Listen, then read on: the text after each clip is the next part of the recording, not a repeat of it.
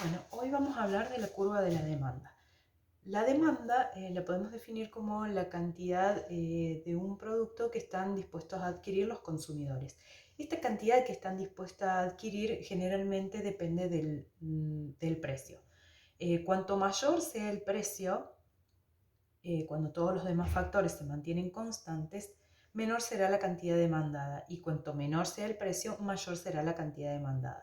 Esta relación entre el precio y cantidad demandada o cantidad comprada es inversa y es lo que gráficamente se representa como la curva de la demanda. La pendiente de la curva es decreciente porque cuanto mayor sea el precio, menor será la cantidad demandada, y mientras menor sea el precio, mayor será la cantidad demandada. Si tomamos esto como un ejemplo de que el bien es yerba, tenemos que a 5 pesos los consumidores están dispuestos a comprar 9 kilos de yerba. Y si nos vamos al otro extremo, a 1 peso, están dispuestos a demandar 20 kilos. El aumento del precio generalmente hace una disminución del bien, y esto puede producirse por dos efectos: el efecto sustituto o el efecto de ingreso. El efecto sustituto es cuando un bien aumenta su precio y nosotros consumimos otro bien de menor valor o de menor precio, pero que cubre la misma necesidad o cumple la misma función. Podemos poner el ejemplo, por ejemplo, nosotros consumimos carne vacuna, pero en un momento aumentó el precio, entonces empezamos a consumir un sustituto que es carne de pollo porque su precio es menor.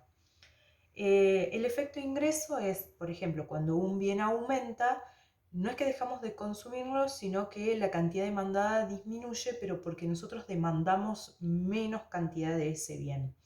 ¿Qué pasa? Cuando el bien aumenta, nuestro ingreso es igual y nuestra capacidad de compra se ve resentida. Entonces lo que debemos hacer es restringirnos. Cuando estamos hablando de sustituto o de ingreso, estamos hablando del aumento o disminución del precio. Pero cuando hablamos de inferior o normal, estamos hablando de un aumento o disminución del ingreso. ¿Qué pasa con esto? Cuando nuestro ingreso aumenta, la cantidad demandada de un bien normal también aumenta, es directamente proporcional a nuestro ingreso. Por ejemplo, volviendo al caso de la carne vacuna, nosotros preferimos esa carne, pero si nuestro ingreso es menor, vamos a consumir menos cantidad de ese bien porque nuestra capacidad de compra está reducida o restringida. Si nuestro ingreso aumenta, vamos a consumir más cantidad de carne vacuna porque nuestra capacidad de compra aumentó. El bien inferior en este caso sería el pollo, porque nosotros preferimos o nos gusta más consumir carne vacuna. Entonces, ¿qué pasa?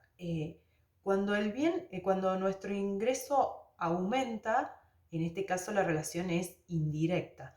Cuando nuestro ingreso aumenta, la cantidad consumida de un bien inferior es menor. En este caso, al aumentar nuestro ingreso y consumir mayor cantidad de carne vacuna, consumimos menos de pollo, que para nosotros es un bien inferior, que lo consumimos porque no podemos consumir el otro. Si por el contrario nuestro ingreso disminuye, aumenta más la demanda del bien inferior porque consumimos más cantidad de pollo, porque nuestro ingreso está reducido en la capacidad de compra y podemos comprar esa carne que es más económica que la otra. Entonces, en este caso lo que hicimos fue comentar cómo lo único que varía es el precio y los demás factores se mantienen constantes. Entonces nos estamos moviendo dentro de la curva. Pero hay otros factores que son el ingreso, la población, bienes relacionados, gustos e influencias que influyen en la cantidad demandada cuando el precio no varía.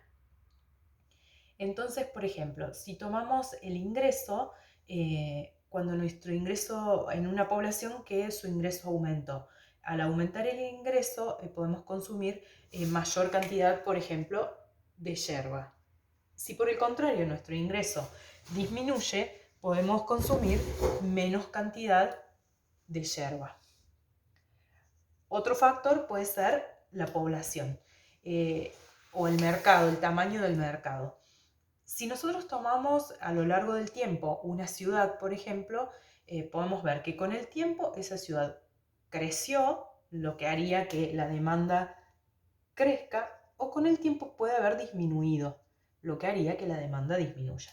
Si queremos tomar un caso para analizar lo mismo, pero un caso inmediato, podemos tomar una ciudad y un pueblo. En un pueblo el mercado va a ser más pequeño, entonces la cantidad de demanda va a ser menor que en una ciudad que es más población y el mercado es más grande. Por ejemplo, en los bienes relacionados, tomando el ejemplo de la yerba, puede que su demanda aumente o disminuya respecto a otro bien que no necesariamente pertenecen a la misma industria, pero que se suelen consumir juntos.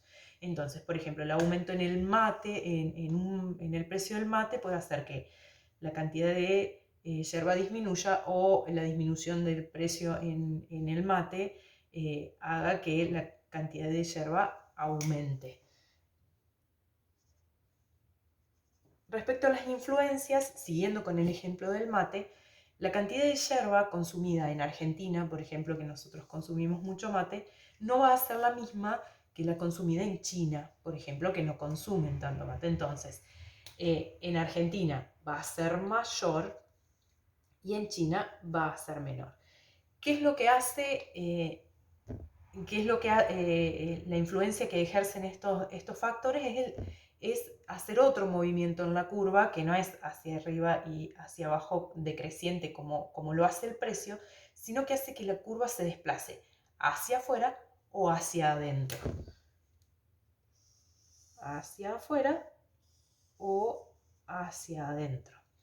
Entonces, hay factores distintos al precio que pueden hacer que la curva se desplace. Entonces, la curva, cuando alguno de estos factores se modifican la cantidad demandada hacia afuera o hacia adentro. Y cuando estos factores se mantienen constantes y lo que se modifica es el precio, nos movemos en la curva y no en desplazamiento.